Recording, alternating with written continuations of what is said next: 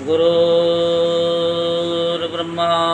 गुरुर्विष्णु गुरुर्देवो महेश्वरः गुरुर्साक्षात् परब्रह्म तस्मै श्री गुरवे नमः। ॐ गजाननं भूतगणाधिसेवितं कपितजम्बुफलचारुभक्षणम् उमासुतं शोकविनाशकारिकं नमामि विघ्नेश्वरपादपङ्कजं। सच्चिदानन्दरूपाय विश्वोत्पत्त्यादिहेतवे तापत्रे विनाशाय श्रीकृष्णाय वयं नमः। बोल वृंदावन बिहारी लाल की जय, बोल बांके बिहारी लाल की जय। कल आपने सुना कि वरुण लोक से नंद जी को छुड़ा करके श्री कृष्ण भगवान लेकर के आए। तो नंद बाबा रात्रि के समय में जल में प्रवेश कर गए थे, और रात्रि के समय में जल में कभी प्रवेश नहीं करना चाहिए, क्योंकि वो दोष लगता है। अब आज हम आपको रासलीला की कथा सुनाते हैं। सो मन को एकाग्र करते हुए कथा को श्रवण करेंगे और धर्म लाभ प्राप्त करेंगे। और कथा आपको जैसी भी लगती है, अच्छी लगती है, नहीं लगती है, वो कमेंट बॉक्स में अवश्य लिखें। श्री सुखदेव जी कहते हैं कि परीक्षित, शरद ऋतु थी, उसके कारण बेला, चमेली आदि सुगंधित पुष्प खिलकर महक रहे थे। भगवान ने चीरहरण के समय गोपियों को जिन रात्रियों का संकेत किया था, वे सब की सब पुंजीभूत होकर एक ही रात्रि के रूप में उल्लसित हो रही थी। भगवान ने देखा कि देखकर दिव्य बनाया, यानी भगवान ने उन्हें देखा और देख करके उन्हें दिव्य बनाया। गोपियाँ तो चाहती ही थी, अब भगवान ने भी अपनी अचिंत्य महाशक्ति योग माया के सहारे उन्हें निमित्त बनाकर रसमयी रास क्रीड़ा करने का संकल्प किया। अमना होने पर भी उन्होंने अपने प्रेमियों की इच्छा पूर्ण करने के लिए मन स्वीकार किया। भगवान के संकल्प करते ही चंद्रदेव ने प्राची दिशा के मुखमंडल पर अपने शीतल किरण रूपी कर कमलों से लालिमा की रोली केसर मल दी। जैसे बहुत दिनों के बाद अपनी प्राण प्रिया पत्नी के पास आकर उसके प्रियतम पति ने उसे आनंदित करने के लिए ऐसा किया हो। इस प्रकार चंद्रदेव ने उदय होकर न केवल पूर्व दिशा का प्रयुक्त संसार के समस्त चर अचर प्राणियों का संताप, जो दिन में शरतकालीन प्रखर सूर्य रश्मियों के कारण बढ़ गया था, दूर कर दिया। उस दिन चंद्रदेव का मंडल अखंड था। पूर्णिमा की रात्रि थी। वे नूतन केसर के समान लाल लाल हो रहे थे। कुछ संकोच मिश्रित अभिलाषा से युक्त जान पड़ते थे। उनका मुखमंडल लक्ष्मी जी के समान मालूम हो रहा था। उनकी कोमल किरणों से सारा वन अनुराग के रंग में रंग गया था। वन के कोने कोने में उन्होंने अपनी चांदनी के द्वारा अमृत का समुद्र उड़ेल दिया था। भगवान श्री कृष्ण ने अपने दिव्य उज्ज्वल रस के उद्दीपन की पूरी सामग्री उन्हें और उस वन को देखकर अपनी बांसुरी पर ब्रज सुंदरियों के मन को हरण करने वाली काम बीज कलीम की अस्पष्ट एवं मधुर तान छेड़ी। भगवान का वह वंशी वादन भगवान के प्रेम को उनके मिलन की लालसा को अत्यंत उकसाने वाला बढ़ाने वाला था। यूँ तो श्याम सुंदर ने पहले से ही गोपियों के मन को अपने बस में कर रखा था। अब तो उनके मन की सारी वस्तुएं भय, संकोच, धैर्य, मर्यादा आदि की वृत्तियां भी छीन ली। बंसी ध्वनि सुनते ही उनकी विचित्र गति हो गई। जिन्होंने एक साथ साधना की थी श्री कृष्ण को पति रूप में प्राप्त करने के लिए, वे गोपियां भी एक दूसरे को सूचना न देकर, यहाँ तक कि एक दूसरे से अपनी चेष्टा को छिपाकर जहाँ वे थे वहाँ के लिए चल पड़ी। परीक्षित, वे इतने वेग से चली थी कि उनके कानों के कुंडल झोंके खा रहे थे। बंसी ध्वनि सुनकर जो गोपियाँ दूध दो रही थीं, वे अत्यंत उत्सुकता व दूध दोहना छोड़कर चल पड़ी। जो चूल्हे पर दूध औटा रही थीं, वे उफनता हुआ दूध छोड़कर, और जो लपसी पका रही थी, वे पकी हुई लपसी बिना उतारे ही जो की तो छोड़कर चल दी। जो भोजन परोस रही थी, वे परोसना छोड़कर, जो छोटे छोटे बच्चों को दूध पिला रही थीं, वे दूध पिलाना छोड़कर, जो पतियों की सेवा शुश्रूषा कर रही थी, वे सेवा शुश्रूषा छोड़कर, और जो स्वयं भोजन कर रही थी, वे भोजन छोड़कर अपने कृष्ण प्यारे के पास चल पड़ी। कोई कोई गोपी अपने शरीर में अंगराग, चंदन और उपटन लगा रही थी, और कुछ आँखों में अंजन लगा रही थी। वे उन्हें छोड़कर तथा उल्टे पलटे वस्त्र धारण कर श्री कृष्ण के पास पहुँचने के लिए चल पड़ी। पिता और पतियों ने, भाई और जाति बंधुओं ने उन्हें रोका, उनकी मंगलमयी प्रेम यात्रा में विघ्न डाला, परंतु वे इतनी मोहित हो गई थी कि रोकने पर भी न रुकी और न रुक सकी। रुकती कैसे? विश्व विमोहन श्री कृष्ण ने उनके प्राण, मन और आत्मा सब कुछ का अपहरण कर लिया, अपहरण कर लिया। परीक्षित, उस समय कुछ गोपियां घरों के भीतर थीं, उन्हें बाहर निकलने का मार्ग ही न मिला।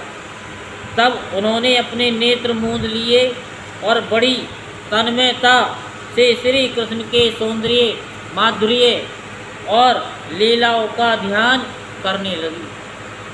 परीक्षित, अपने परम प्रियतम श्री कृष्ण के असहाय विरह की तीव्र वेदना से उनके हृदय में इतनी व्यथा, इतनी जलन हुई कि उनमें जो कुछ अशुभ संस्कारों का लेश मात्र अवशेष था, वह भस्म हो गया। इसके बाद तुरंत ही ध्यान लग गया। ध्यान में उनके सामने भगवान श्री कृष्ण प्रकट हुए। उन्होंने मन ही मन बड़े प्रेम से, बड़े आवेग से उनका आलिंगन किया। उस समय उन्हें इतना सुख, इतनी शांति मिली कि उनके सबके सब पुण्य के संस्कार एक साथ ही क्षीण हो गई। परीक्षित, यद्यपि उनका उस समय श्री कृष्ण के प्रति जार भाव भी था, तथापि कहीं सत्य वस्तु भी भाव की अपेक्षा रखती हैं। उन्होंने जिनका आलिंगन किया, चाहे किसी भी भाव से किया हो, वे स्वयं परमात्मा ही तो थे। इसलिए उन्होंने पाप और पुण्य रूप कर्म के परिणाम से बने हुए गुण में शरीर का त्याग कर दिया। इसमें पाप लगेगा या पुण्य लगेगा, वो सब परित्याग कर दिया। भगवान की लीला में सम्मिलित होने के योग्य दिव्य अप्राकृत शरीर प्राप्त कर लिया। इस शरीर से भोगे जाने वाले कर्म बंधन तो ध्यान के समय ही छिन्न भिन्न हो चुके थे। राजा परीक्षित ने पूछा, भगवान, गोपियाँ तो भगवान श्री कृष्ण को केवल अपना परम प्रियतम ही मानती थी, उनका उनमें ब्रह्म भाव नहीं था। इस प्रकार उनकी दृष्टि प्राकृतिक गुणों में ही आसक्त दिखती है। ऐसी स्थिति में उनके लिए गुणों के प्रभाव रूप इस संसार की निवृत्ति कैसे संभव हुई?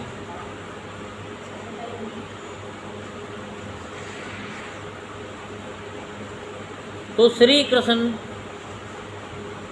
के बारे में राजा परीक्षित ने पूछा, तो श्री सुखदेव जी ने कहा, परीक्षित, मैं तुमसे पहले ही कह चुका हूँ कि चेदीराज शिशुपाल भगवान के प्रति द्वेष भाव रखने पर भी अपने प्राकृतिक शरीर को छोड़कर अप्राकृतिक शरीर से उनका पार्षद हो गया। बात समझ में आई कि नहीं? वो द्वेष भाव रखता था, दुश्मनी, तब भी तो वो उनका पार्षद हो गया ना। तो भगवान के लिए तो भाव हो कुभाव हो, भगवान तो सब समझते हैं। अब वाल्मीकि ने वो मरा मरा बोला तो भगवान ने राम अपना सौदा कर लिया।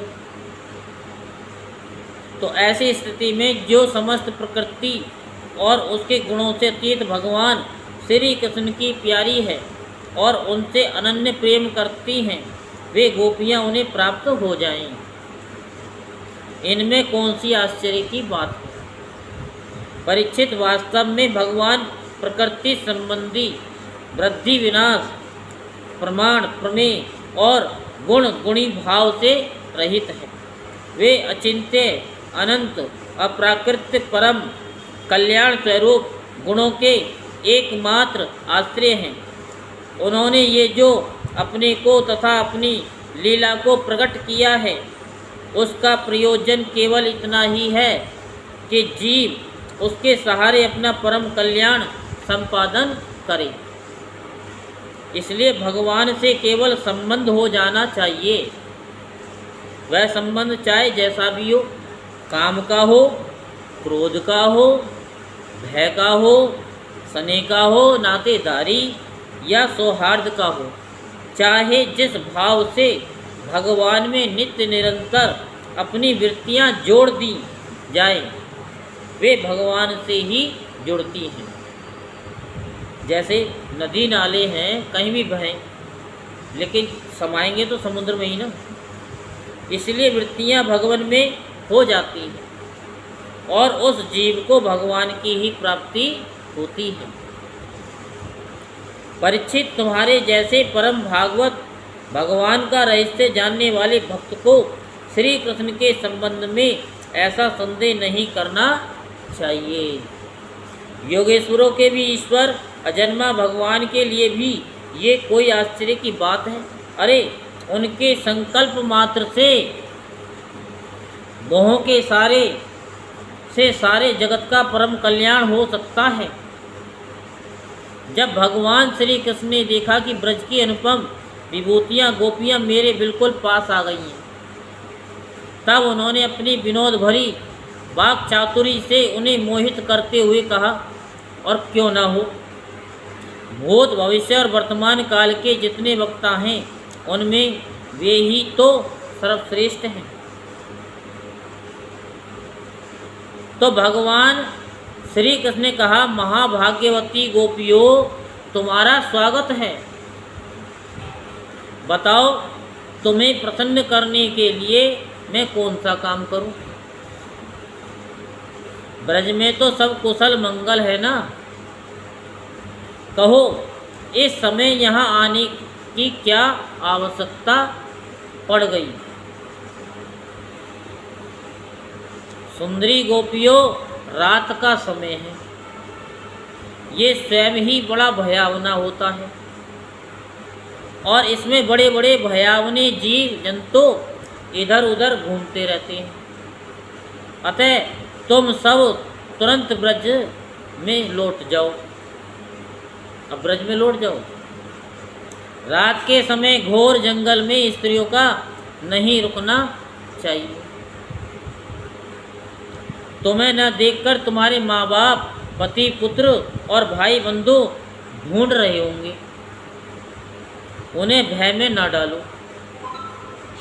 तुम लोगों ने रंग बिरंगे पुष्पों से लदे हुए इन वन की शोभा को देखा। पूर्ण चंद्रमा की कोमल रश्मियों से ये रंगा हुआ है, मानो उन्होंने अपने हाथों चित्रकारी की हो, और यमुना जी के जल का स्पर्श करके बहने वाले शीतल समीर की मंद मंद गति से हिलते हुए ये वृक्षों के पत्ते तो इस वन की शोभा की ओर यानी शोभा को बढ़ा रहे हैं। परंतु अब तुम लोगों ने ये सब कुछ देख लिया है, अब देर मत करो, शीघ्र से शीघ्र ब्रज में लौट जाओ। तुम लोग कुलीन स्त्री हो और स्वयं भी सती हो जाओ। अपने पतियों की और सतियों की सेवा शुश्रूषा करो। देखो, तुम्हारे घर के नन्हे नन्हे बच्चे और गऊओं के बछड़े रो रंभा रहे हैं, यानी रो रहे हैं और रंभा भी रहे हैं। उन्हें दूध पिलाओ, गऊएं धोओ, अथवा यदि मेरे प्रेम से परवश होकर तुम लोग यहाँ आई हो तो इसमें कोई अनुचित बात नहीं हुई, अनुचित भी नहीं है, ये तो तुम्हारे योग्य ही है, क्योंकि जगत के पशु पक्षी तक मुझसे प्रेम करते। ये कौन कह रहे हैं? कृष्ण भगवान कह रहे हैं ना। हाँ, मुझे देखकर प्रसन्न होते हैं। कल्याणी गोपियों, स्त्रियों का परम धर्म यही है कि वे पति और उसके भाई बंधुओं की निष्कपट भाव से सेवा करें और संतान का पालन पोषण करें। जिन स्त्रियों का उत्तम लोक प्राप्त करने की अभिलाषा हो, वे पातकी को छोड़कर और किसी भी प्रकार के पति का परित्याग न करें, भले ही वे बुरे स्वभाव वाला हो, भाग्यहीन हो, वृद्ध हो, मूर्ख हो, रोगी हो, निर्धन हो, यानी निर्धन भी क्यों न हो। कुलीन स्त्रियों के लिए जार पुरुषों की सेवा सब तरह से निंदनीय ही है। इससे उनका परलोक बिगड़ता है, स्वर्ग नहीं मिलता, इस लोक में अपयश होता है। ये कुकर्म स्वयं तो अत्यंत तुच्छ क्षणिक के ही हैं, इसमें प्रत्यक्ष वर्तमान में भी कष्ट ही कष्ट है। मोक्ष आदि की तो बात ही कौन करे, ये साक्षात परम भय नरक आदि का हेतु है। गोपियों, मेरी लीला और गुणों के श्रवण से, रूप के दर्शन से, उन सब के कीर्तन और ध्यान से मेरे प्रति जैसे अनन्य प्रेम की प्राप्ति होती है, वैसे प्रेम की प्राप्ति पास रहने से नहीं होती। इसलिए तुम लोग अपने अपने घर लौट जाओ।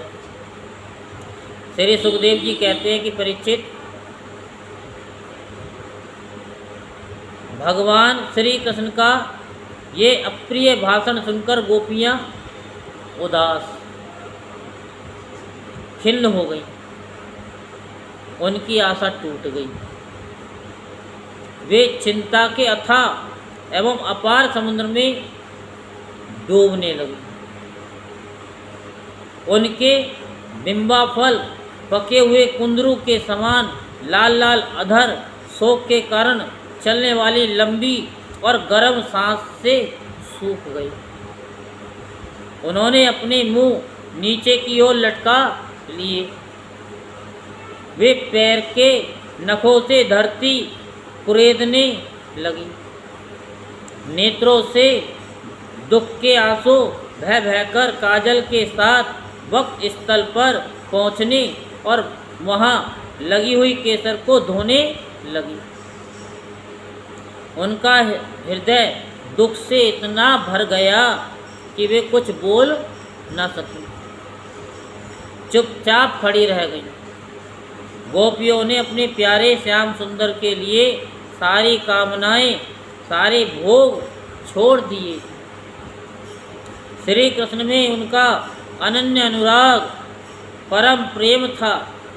जब उन्होंने अपने प्रियतम श्री कृष्ण की ये निष्ठुरता से भरी बात सुनी, जो बड़ी ही अप्रिय सी मालूम हो रही थी, तब उन्हें बड़ा दुख हुआ। आंखें रोते रोते लाल हो गई, आंसुओं के मारे रुंध गई।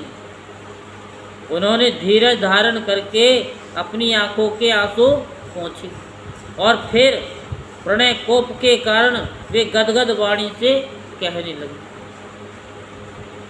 गोपियों ने कहा, प्यारे श्री कृष्ण, तुम घट घट व्यापी हो, हमारे हृदय की बात जानते हो। तुम्हें इस प्रकार निष्ठुरता भरे वचन नहीं कहने चाहिए। हम सबको छोड़कर केवल तुम्हारे चरणों में ही प्रेम करती हैं। इसमें संदेह नहीं कि तुम स्वतंत्र और हठीले हो, तुम पर हमारा कोई बस नहीं है। फिर भी तुम अपनी ओर से जैसे आदि पुरुष भगवान नारायण कृपा करके अपने मुमुक्ष भक्तों से प्रेम करते हैं, वैसे ही हमें स्वीकार कर लो, हमारा त्याग मत करो। प्यारे श्याम सुंदर, तुम सब धर्मों का रहस्य जानते हो। तुम्हारा ये कहना कि अपने पति पुत्र और भाई बंधु की सेवा करना ही स्त्रियों का स्वधर्म है, अक्षर से ठीक है, परंतु इस उपदेश के अनुसार हमें तुम्हारी ही सेवा करनी चाहिए, क्योंकि तुम ही सब उपदेशों के परम और पद चरम लक्ष्य हो। लक्ष्य क्या है? तुम ही हो, साक्षात भगवान हो। तुम ही समस्त शरीरधारियों के सुहृद हो, आत्मा हो और परम प्रियतम हो। आत्मा ज्ञान में निपुण महापुरुष तुमसे ही प्रेम करते हैं, क्योंकि तुम नित्य प्रिय एवं अपने ही आत्मा हो। अनित्य एवं दुखद पति पुत्रादि से क्या प्रयोजन है? परमेश्वर, इसलिए हम पर प्रसन्न हो, कृपा करो। कमल नयन, चिरकाल से तुम्हारे प्रति पाली पोसी आशा अभिलाषा की लहर लहराती लता का छेदन मत करो। मनमोहन, अब तक हमारा चित्त घर के काम धंधों में लगता था, इसी से हमारे हाथ भी उसमें रमे हुए थे, परंतु तुमने हमारे देखते देखते हमारा वह चित्त लूट लिया। इसमें तुम्हें कोई कठिनाई भी नहीं उठानी पड़ी। तुम तो सुख स्वरूप हो ना, परंतु अब तो हमारी गति मति निराली ही हो गई है। हमारे ये पैर तुम्हारे चरण कमलों को छोड़कर एक पग भी हटने के लिए तैयार नहीं है और नहीं हट रहे हैं। हम फिर ब्रज में कैसे जाएं? और यदि वहाँ जाएं भी तो करें क्या? मग करें क्या? प्राण वल्लभ, हमारे प्यारे सखा, तुम्हारी मंद मंद मधुर मुस्कान, प्रेम भरी चितवन और मनोहर संगीत ने हमारे हृदय में तुम्हारे प्रेम और मिलन की आग धधका दी है। उसे तुम अपने अधरों की रसधारा से बुझा दो, नहीं तो प्रियतम, हम सच कहती हैं, तुम्हारी विरह व्यथा की आग से हम अपने अपने शरीर जला देंगे और ध्यान के द्वारा तुम्हारे चरण कमलों को प्राप्त करेंगे। प्यारे कमल नयन, तुम वनवासियों के प्यारे हो और वे भी तुमसे बहुत प्रेम करते हैं, इससे प्राय तुम उन्हीं के पास रहते हो। यहाँ तक कि तुम्हारे जिन चरण कमलों की सेवा का अवसर स्वयं लक्ष्मी जी को कभी कभी ही मिलता है, उन्हीं चरणों का स्पर्श हमें प्राप्त हुआ है। जिस दिन यह सौभाग्य हमें मिला और तुमने हमें स्वीकार करके आनंदित किया, उसी दिन से हम और किसी के सामने एक क्षण के लिए भी ठहरने में असमर्थ हो गई हैं।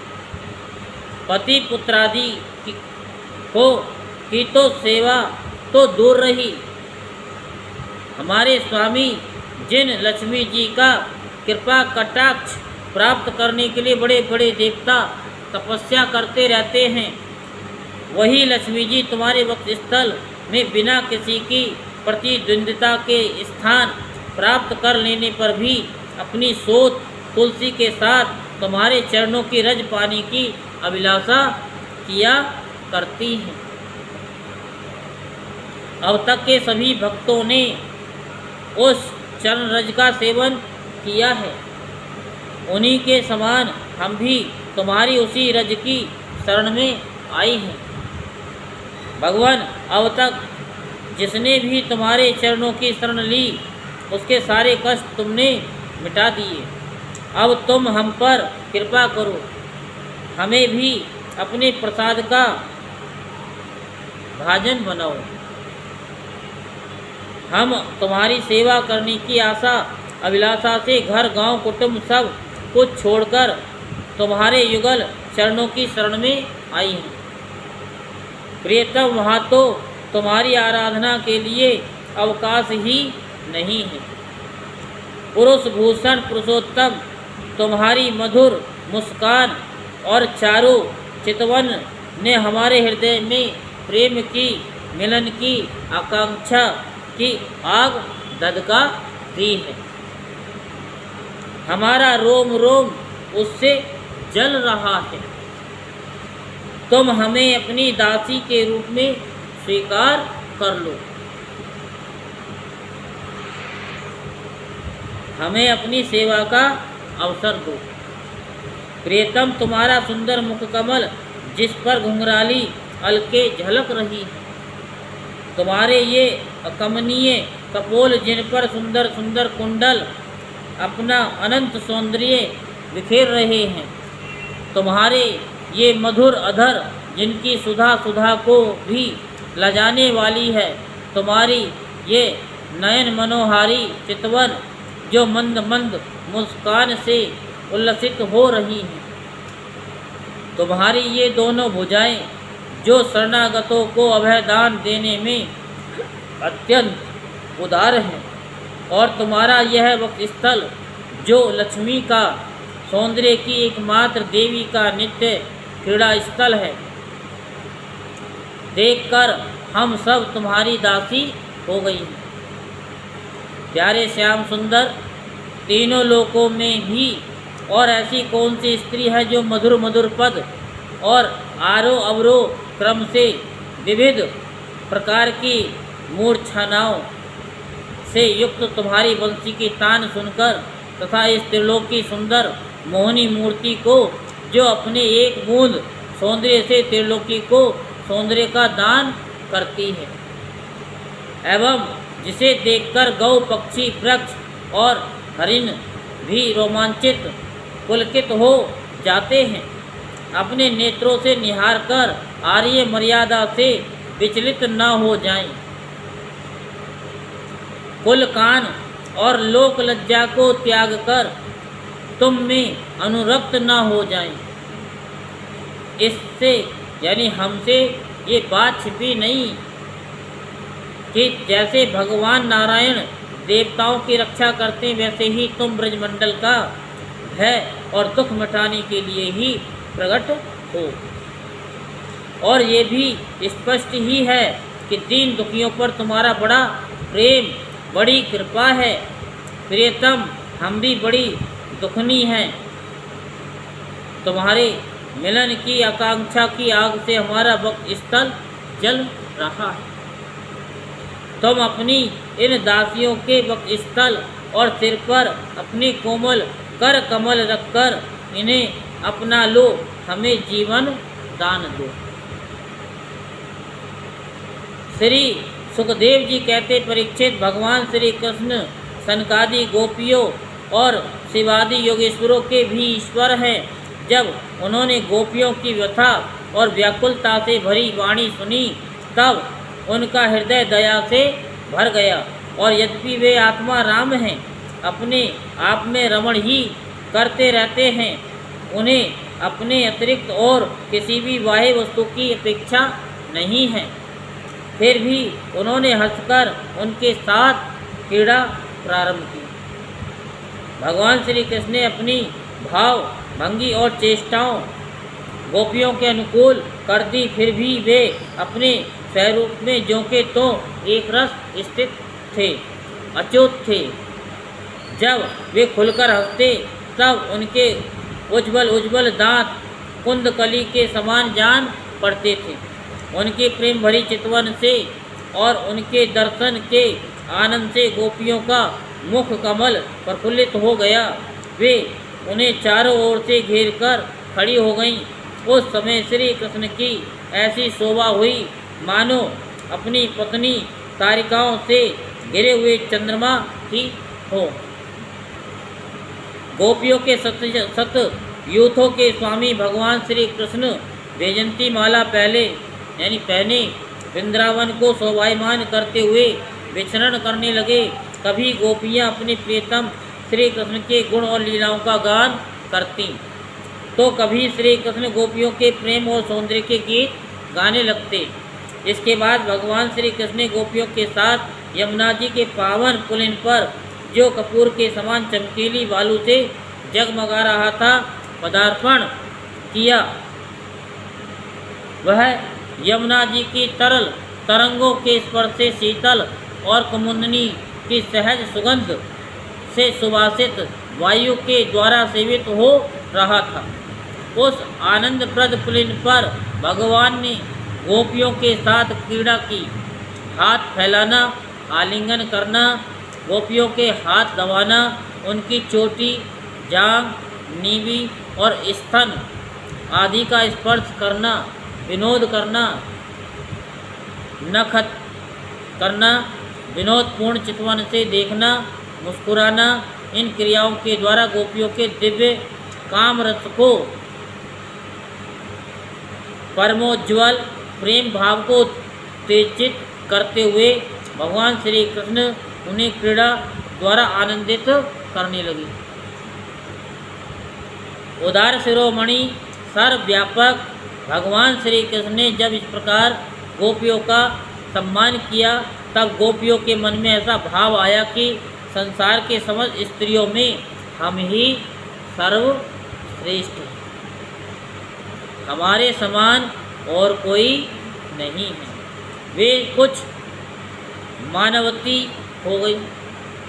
जब भगवान ने देखा कि इन्हें तो अपने सुहाग का कुछ गर्व हो आया है और अब मान भी करने लगी हैं, तब वे उनका गर्व शांत करने के लिए तथा उनका मान दूर कर प्रसन्न करने के लिए वहीं उनके बीच में ही अंतर्ध्यान हो गए। बोल वृंदावन बिहारी लाल की जय, बोल बांके बिहारी लाल की जय। जय जय श्री राधेश्याम, जय जय श्री राधेश्याम, जय जय श्री राधेश्याम। यदि आपको कथा अच्छी लगी है तो इस कथा को सुन करके फेसबुक शेयर चैट पर अवश्य ही शेयर करें।